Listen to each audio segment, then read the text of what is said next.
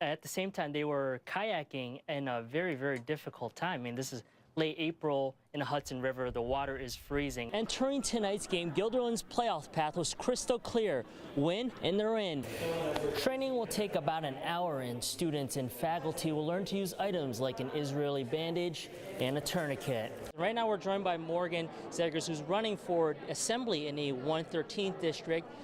And how has the last 24 hours been for you? Several of these baskets are being raffled off, with all the proceeds going towards Michaela's family. Take a look at this.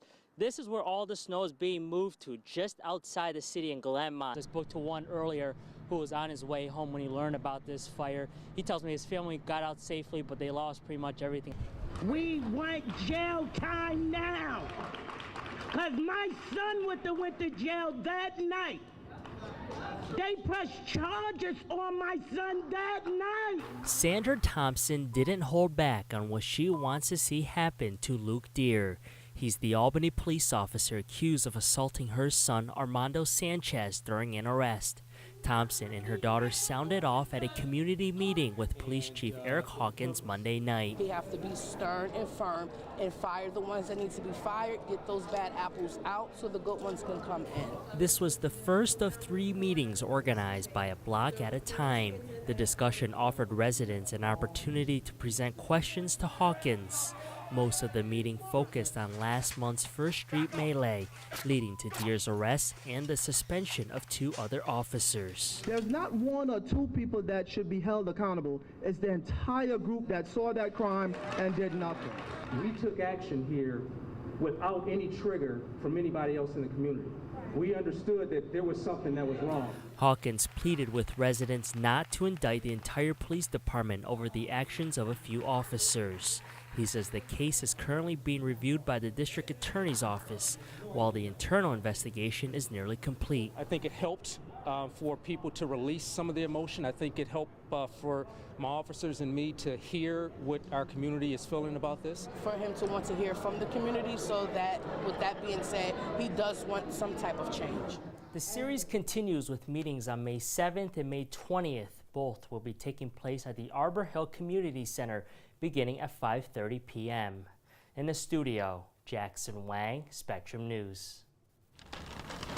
Obituaries are usually written by loved ones, a section in a local newspaper remembering and celebrating a life.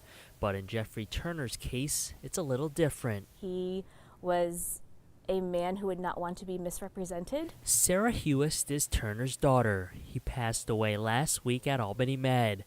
But before his death, Turner penned his own obituary when he was diagnosed with stage 4 lung cancer in November. So I thought putting it in his own words would be best, but I did not know what he wrote until just before he passed. What Turner wrote was straightforward and honest. He took responsibility for his actions, regretting becoming a smoker. Hewis says her father smoked nearly his entire life. He suffered greatly in the hospital before he died.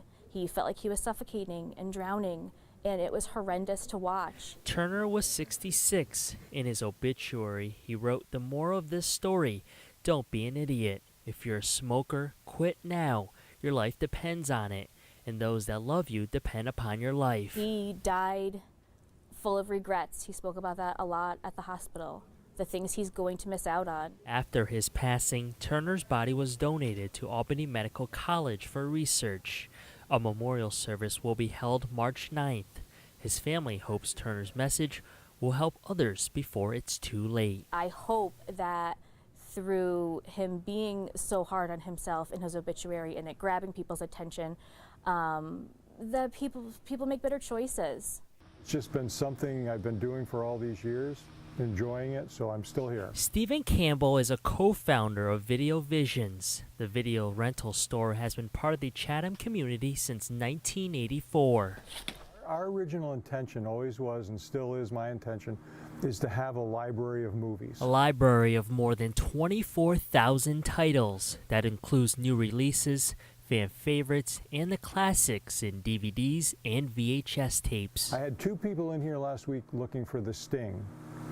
You know, that's an old Robert Redford, Paul Newman movie, and for some reason both these people needed to see that movie. Campbell is the store's only employee, working 5 days a week.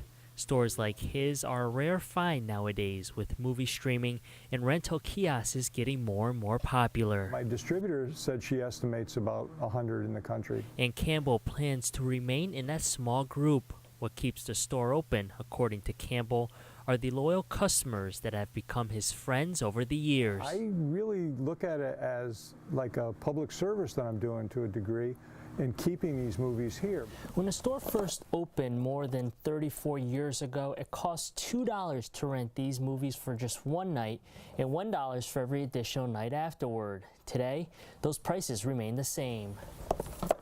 Now, the way that's possible is when we first started in business, the VHS tapes were costing us $75, $80. Now the cost of the DVDs have gone way down. Since he owns the building, is semi-retired, and doesn't need a large income, Campbell says this is a feasible situation. As long as his customers and friends keep coming, he says he'll keep the lights on. In Chatham, Jackson Wang, Spectrum News.